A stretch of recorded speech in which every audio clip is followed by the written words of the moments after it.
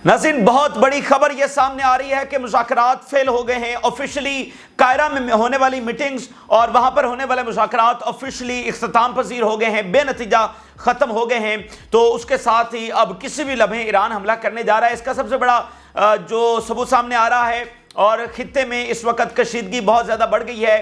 अमरीका के दोनों aircraft carrier इस वक्त ईरान के साहिलों के ऊपर पहुंच गए हैं। ये अब तक की सबसे बड़ी खबर है। नेवी का सबसे बड़ा हथियार एयरक्राफ्ट कैरियर समझा जाता है, और अगर कोई एक भी एयरक्राफ्ट कैरियर एक जगह से दूसरी जगह, एक रीजन से दूसरी जगह मूव होता है तो दुनिया में हलचल मच जाती है कि ये क्या हो रहा है। मतलब अगर एयरक्राफ्ट कैरियर मूव हो रहा है, न्यूक्लियर पावर्ड एयरक्राफ्ट, उसके साथ जंगी बेड़े, जंगी जहाज, तो इसका मतलब कुछ ना कुछ होने जा रहा है। और अगर किसी मुल्क के साहिल के ऊपर दो एयरक्राफ्ट कैरियर आकर खड़े हो जाएं तो इससे ज्यादा कोई संगीन बात हो नहीं सकती। मतलब ये काफी है इतना बात करना कि यहां पर एक बराह रास्त जंग होने जा रही है। अगर एयरक्राफ्ट कैरियर किसी रीजन में भी आ जाए ना, तो उस रीजन में खलबली मच जाती है कि यहां पर अब क्या होने जा रहा है। तो दो एयरक्राफ्ट, एक भी नहीं, दोनों जो इस वक्त मिडिल ईस्ट में आए हैं, वो दोनों के दोनों अमेरिका ने ईरान के साहिल के ऊपर डिप्लॉय कर दिए हैं। इससे ज्यादा कोई खतरनाक और संजीदा बात जो है वो हो नहीं सकती है। तो इस बारे में आपको तफसीली बताते हैं कि अब मुज़ाकरात तो फेल हो गए हैं, तो अब आगे क्या होने जा रहा है। इसी दरमियान हैकर्स ने बहुत सारा डाटा इसराइल का हैक किया है, बहुत सारी सेंसिटिव इंफॉर्मेशन, बहुत सारी इंटेलिजेंस इंफॉर्मेशन, जिसको टेलीग्राम के ऊपर डाला है। और जो टेलीग्राम के सीईओ हैं उनको फ्रांस ने गिरफ्तार कर लिया है। तो ये गजा जंग के साथ टेलीग्राम का और हैकर्स का और जो सेंसिटिव इंफॉर्मेशन चुराई गई है, हासिल की गई है, हैक की गई है इसराइल से, उसका क्या ताल्लुक है। यमन के जो पावरफुल अटैक्स हैं वो जारी हैं। अभी कुछ नए जहाज़ों को निशाना बनाया गया और गजा में बड़े ज़बरदस्त हमले किए जा रहे हैं। अभी घात लगाकर 10 से 15 इसराइली फौजियों को मारा गया है। तो ये कमाल के ऑपरेशंस हैं जो तकरीबन 11वें महीने भी इस वक्त जारी हैं। ताज़ा तरीन तफसीलात आपके साथ शेयर करते हैं। जिन लोगों ने चैनल को सब्सक्राइब नहीं किया उनसे रिक्वेस्ट करेंगे कि चैनल को ज़रूर सब्सक्राइब कर लें ताकि हर आने वाली वीडियो आप तक पहुँच सके। नाज़रीन, खबर यह है, सबसे बड़ी खबर यह है जिसका सारी दुनिया इंतज़ार कर रही थी, जहाँ पर सबकी नज़रें लगी हुई थी। खासकर कल हिजबुल्लाह के हमले के बाद सबसे ज्यादा दौड़े भी लगी, सबसे ज्यादा नजरें भी काहिरा के ऊपर लग गई कि काहिरा में जो फाइनल मीटिंग होने जा रही थी। तो अब खबर नाज़रीन वहां से हतमी ये आ रही है कि काहिरा में होने वाली मीटिंग, जिसको लास्ट चांस कहा जा रहा था, वो मीटिंग खत्म हो गई है और बेनतीजा खत्म हो गई है। यानी कि मुज़ाकरात ऑफिशियली फेल हो गए हैं, ऑफिशियली फेल हो गए हैं। पिछले 25 दिनों से जो सूरत हाल इस बात के ऊपर खड़ी थी कि आइदर चूज सीज फायर और चूज रीजनल वॉर, तो उसमें सीज फायर को चूज नहीं किया गया है। जो ब्लिंकन ने खुद आकर इस बात को एडमिट किया था कि एक वाइडर स्केल वॉर को रोकने का ये आखिरी चांस है कि यहां पर डील जो है वो मुकम्मल कर ली जाए, लेकिन वो बहरहाल वो डील नहीं हुई जैसा कि हमने एक्सपेक्ट किया। हमने रिपीटेडली आपके सामने बहुत सारी अपनी असेसमेंट्स दी कि हमें कोई चांस नहीं लग रहा है कि यहाँ पर जंगबंदी होगी। जो नेतन्याहू की इंटेंशंस हैं, जो कुछ गजा में किया जा रहा है, ये किसी तौर पर एक जंगबंदी की तरफ हमें नहीं लेकर जा रहा, बल्कि ये एक तबाही की तरफ लेकर जा रहा है। और नाज़रीन, वहाँ से बड़ी जो अहम बातें सामने आई हैं कि इसराइल ने जो मुज़ेका खेज शर्तें दरमियान में रखी, किस तरह मुज़ेका खेज शर्तों के साथ वो मज़ीद टाइम वेस्ट करता रहा और मीडिएटर्स जो है वो हैरान परेशान रह गए। और अब वो शर्तें, वो ऑफर्स जो दुनिया के सामने भी अब आ रही हैं, तो दुनिया हैरान परेशान है कि जब सब कुछ तबाही के दहाने पर खड़ा हुआ है, जब दुनिया तबाही के दहाने पर है और ट्रंप जैसा बंदा कह रहा है कि हम इस मिडिल ईस्ट तनाज़े की वजह से वर्ल्ड वॉर की तरफ जा रहे हैं, तो उस दरमियान जब सबकी नजरें कायरा में लगी हुई थी, तो कायरा में क्या मुज़ेका खेज ऑफर जो है वो इसराइल दे रहा था। यानी ये कैसे लोग हैं जो दुनिया के ऊपर मुसल्लत हो गए हैं, और अब आलमी जंग ना होगी तो फिर क्या होगा। जब इन लोगों के हवाले सारा कुछ कर दिया गया है, तो जरा अंदाजा लगाइए कि क्या ऑफर्स दी जा रही थी इसराइल की जानिब से। इसराइल ये कह रहा था कि वस्ती गजा में हमारी फौज की मौजूदगी और फिलाडेल्फिया कॉरिडोर, जिसका सारा तनाज़ इस बात का है कि हमास कहती है कि आप फुल विड्रॉल करें, इसराइल कहता है फुल विड्रॉल नहीं करेंगे, बेतुकी सी शर्त है।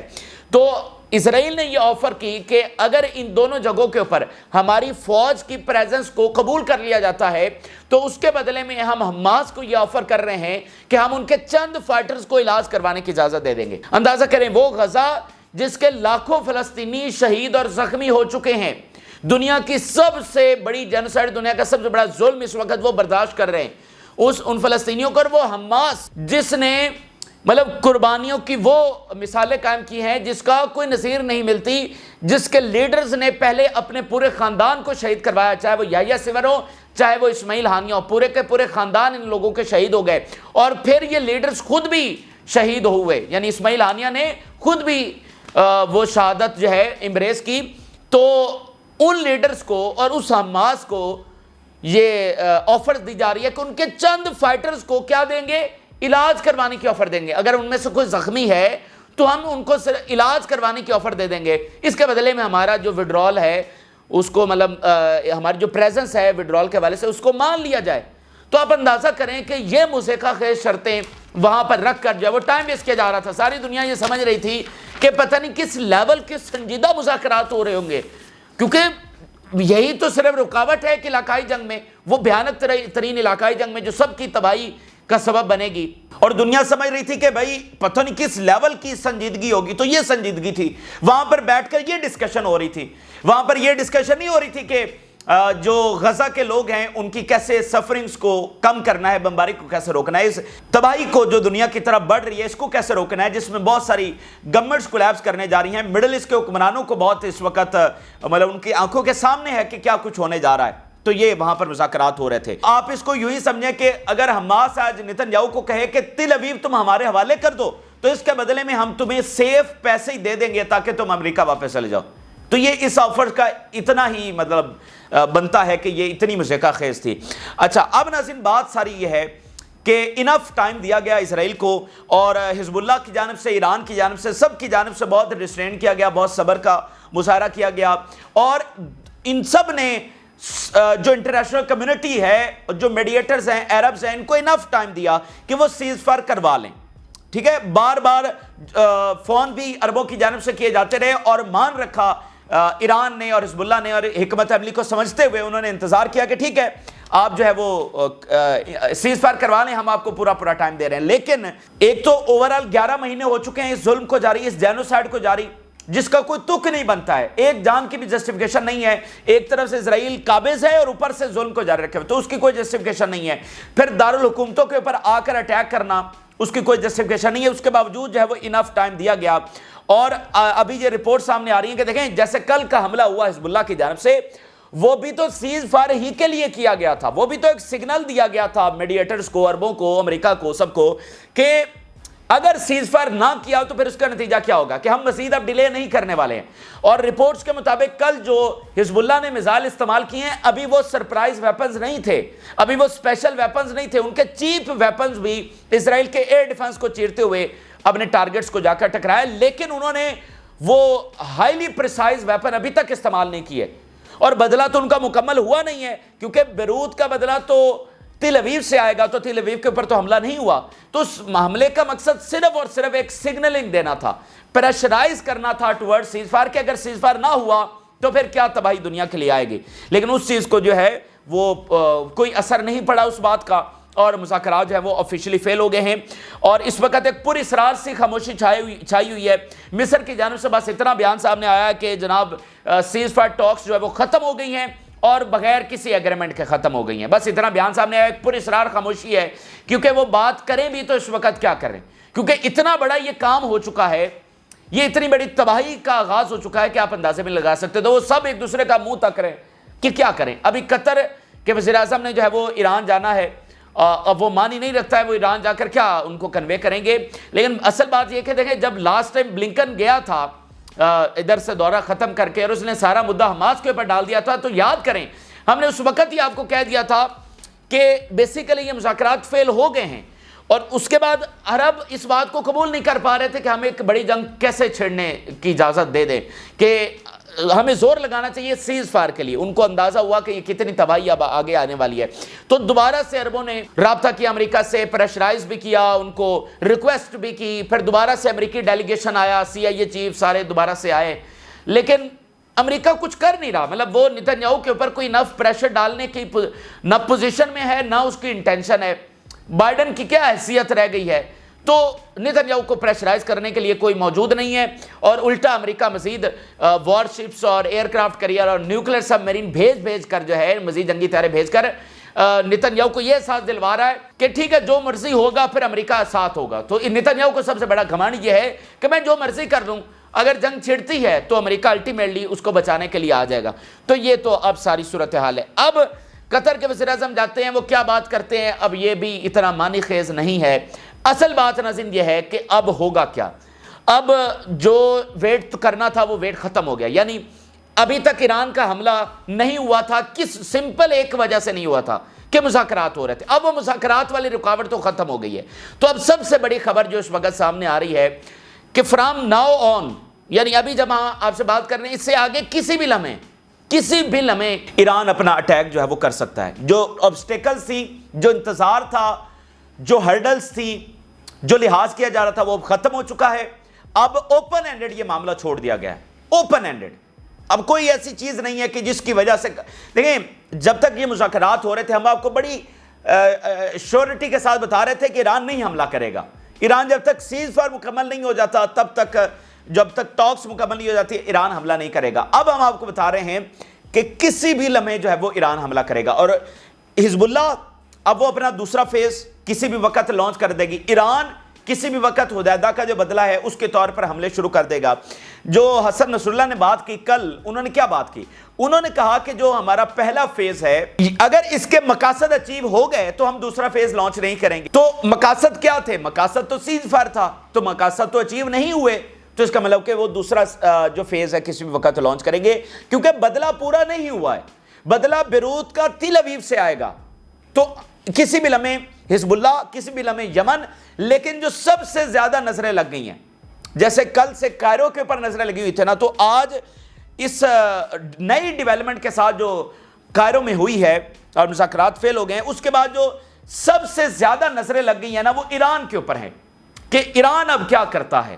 اور دیکھیں نا کہ جو اس وقت ظلم ہو رہا ہے، آپ کے پاس کوئی آپشنز نہیں۔ ابھی کچھ دیر پہلے جو مزید سکول شیلٹرز ہیں غزہ میں، ان کے اوپر بمباری کی گئی ہے اور 37 کے قریب فلسطینی شہید ہو گئے ہیں۔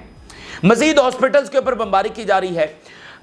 اس کو مطلب فلسطینی جو ہیں وہ ایک سلو ڈیتھ کے اندر اس وقت جا رہے ہیں، وہ سلو ڈیتھ کو بھگت رہے ہیں، فاقوں سے، بیماریوں سے، ایپیڈیمک سے، علاج نہ ہونے سے، بھوک سے، سلو ڈیتھ۔ اور جو سلو ڈیتھ ہوتی ہے وہ اتنی دردناک اور اتنی مطلب اذیت والی ہوتی ہے کہ آپ اندازہ بھی نہیں لگا سکتے۔ یعنی دیکھیں نا کہ آپ مارے جاتے ہیں، گولی آپ کو لگتی ہے، آپ فوری، یا بم گرتا ہے، مثال کے طور پہ ایک انسٹنٹ ڈیتھ ہوتی ہے اور ایک سلو ڈیتھ ہوتی ہے، تو کیسے تڑپا کے مطلب کتنی اذیت سے وہ جو ہے گزر رہے ہیں، ٹھیک ہے، کہیں پر بم گر رہے ہیں، اور جو بچے ہوئے ہیں وہ کس حالت کے اندر ہیں، تو آپ کیسے برداشت کریں گے؟ اور اتنا 11 مہینے، مجھے بتائیے کوئی دنیا کی ڈکشنری میں کوئی لفظ ہے جس کے ذریعے ہم غزہ کے اس ظلم کو بیان کر سکیں؟ اور ابھی آج دیکھیے مزید پھر کیا ہوا ہے غزہ میں، یعنی یہ والی بمباری ہوئی ہے، ساتھ کیا ہوا ہے؟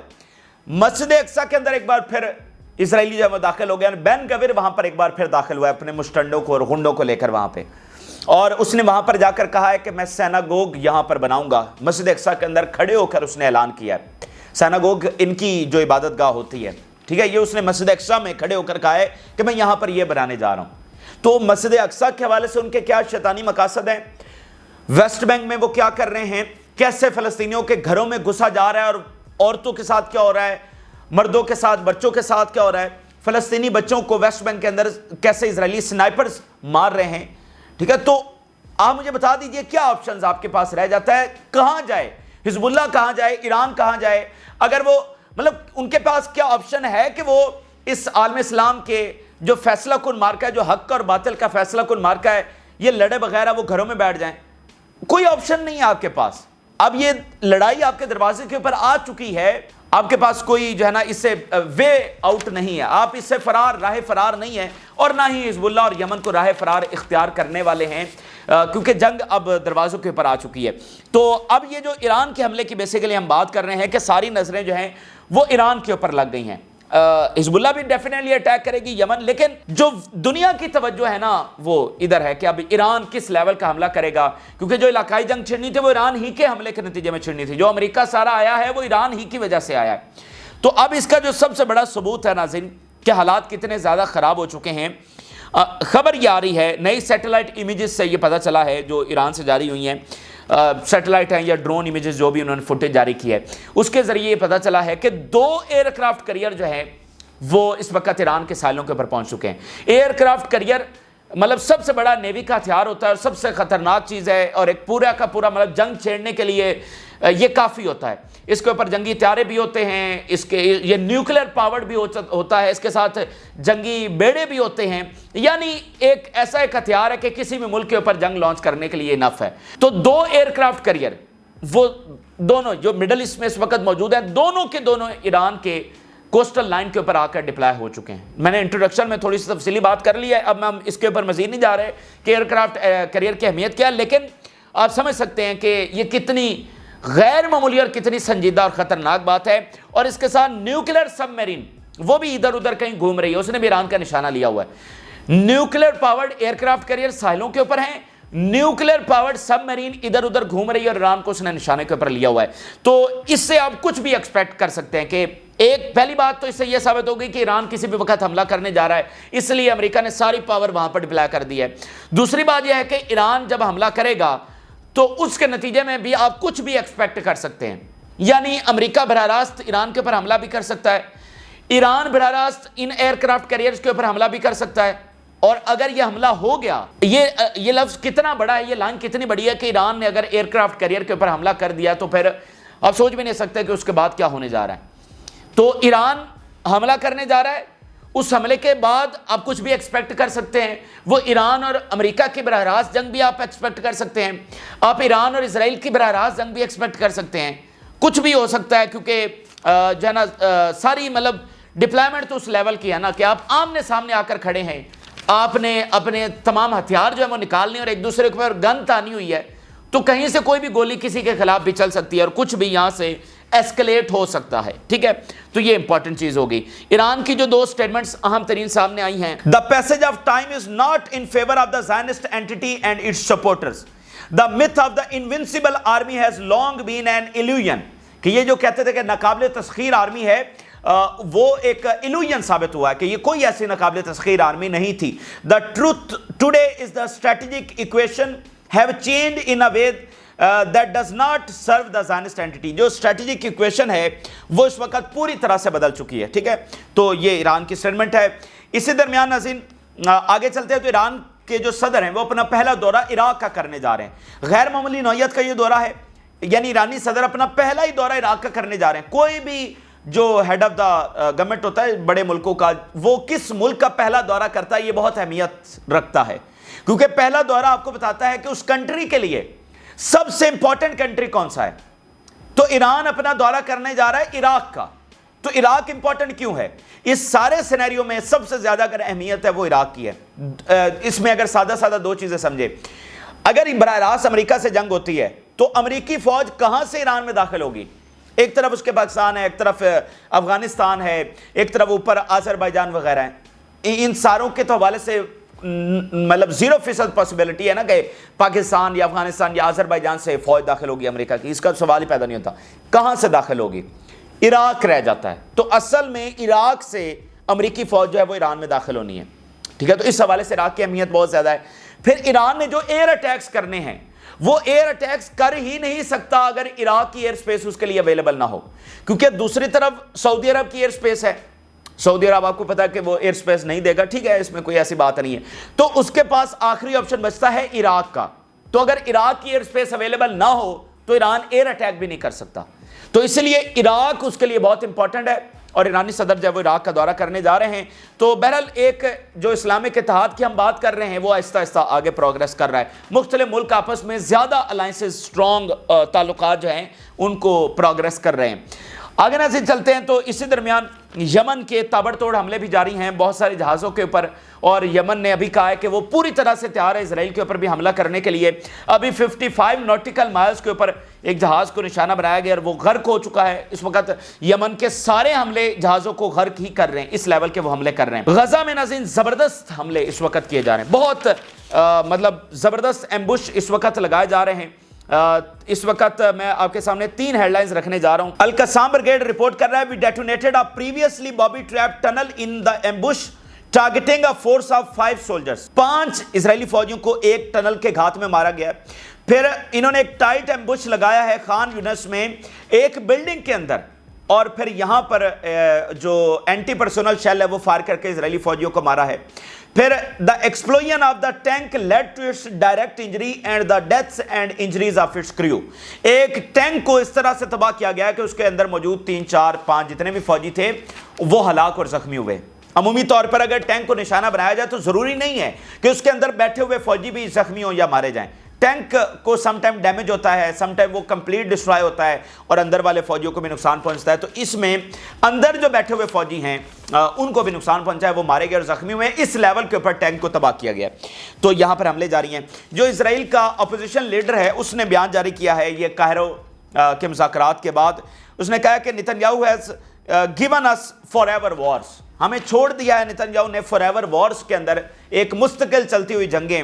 اسرائیل اس سے کیسے سروائیو کرے گا یہ سمجھ سے بالا تر ہے. اب آخر میں ایک بہت بڑا فینومنا جو اس وقت ہو رہا ہے, ٹیلی گرام کے سی ای او کو کل گرفتار کیا گیا, فرانس کے اندر وہ گرفتار ہوئے. اب ذرا اندازہ کریں کہ غزہ کی جنگ کہاں کہاں پر اثر انداز ہو رہی ہے, کیسے گورنمنٹس کے معاملات, کیسے دنیا کے معاملات, کیسے ٹیکنالوجی کے معاملات متاثر ہو رہے ہیں.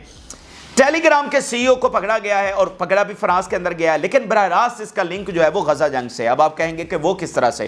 ناظرین, ایک تو جو ٹیلی گرام ہے یہ اس وقت دنیا کی سب سے ان سینسرڈ ایپ ہے.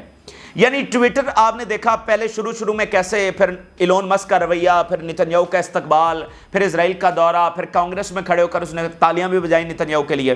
تو ٹویٹر بھی جو سب سے بڑا ایک ایپ تھا وہ بھی سرنڈر اس نے کیا ہے. تو اس وقت دنیا میں اگر سب سے بڑی ان سینسرڈ ایپ سمجھی جا رہی تھی تو وہ ٹیلی گرام تھی.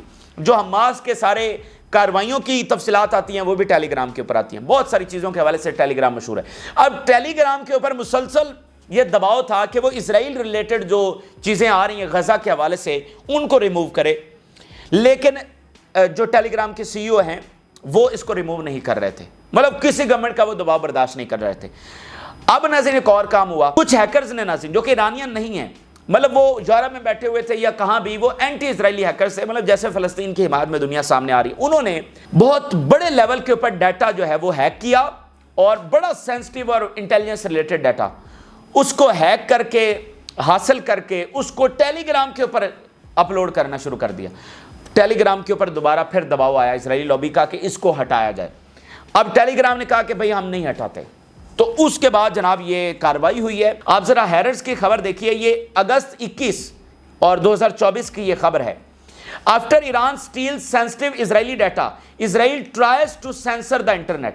Anti Israel hackers stole troves of sensitive Israeli data and are now publishing gigabytes of secret and classified information.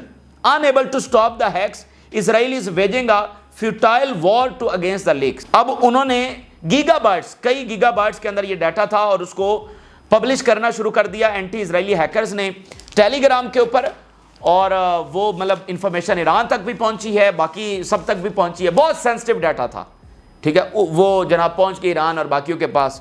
تو ٹیلی گرام کے اوپر اب اس کو وہ کہہ رہے تھے کہ ہٹاؤ, لیکن وہ نہیں ہٹایا ٹیلی گرام کے سی ای او نے. اب ان کو پکڑ لیا. پیوٹن اس وقت ذاتی طور پر جو ٹیلی گرام کے سی ای او ہیں ان کو رہا کروانے کی کوشش کر رہے ہیں, لیکن آج روس کا بیان سامنے آیا کہ فرانس بالکل تعاون نہیں کر رہا ٹیلی گرام کے سی ای او کو رہا کرنے کے لیے. تو یہ سب سے بڑے ٹیک جائنٹ ہے جن کو گرفتار کیا گیا ہے.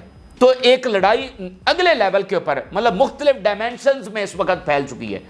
اب یہ کوئی آسان اور سادہ معاملہ نہیں ہوگا فرانس کے لیے, بہت دباؤ آ رہا ہے, ٹھیک ہے, اتنا آسان نہیں ہوگا ان کو قید کے اندر رکھنا. 20 سال قید کی بات کی جا رہی ہے کہ ان کو دی جائے گی, ٹھیک ہے. تو ایک معاملات آپ دیکھیں کہ کیسے لنک سے لنک نکل رہا ہے, کیسے معاملات آگے ایکسپینڈ ہو رہے ہیں, مختلف ڈائمینشنز میں ایکسپینڈ ہوتے چلے جا رہے ہیں. تو یہ اس وقت کے بہرحال تازہ ترین تفصیلات ہیں جو آپ کے ساتھ شیئر کیے. آپ اپنی رائے ضرور آگاہ کریں. جن لوگوں نے چینل کو سبسکرائب نہیں کیا ان سے ریکویسٹ کریں گے کہ چینل کو ضرور سبسکرائب کر لیں تاکہ ہر آنے والی ویڈیو آپ تک پہنچ سکے. اجازت دیجیے, اللہ حافظ.